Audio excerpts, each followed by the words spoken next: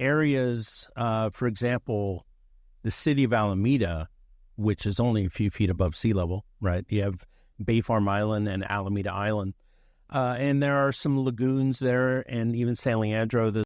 So therefore, they have to pay flood insurance now because of the fact that they have been remapped and rezoned into a FEMA flood zone because of the potential for sea level rise. So, but that's about the only area we see that is the FEMA flood map.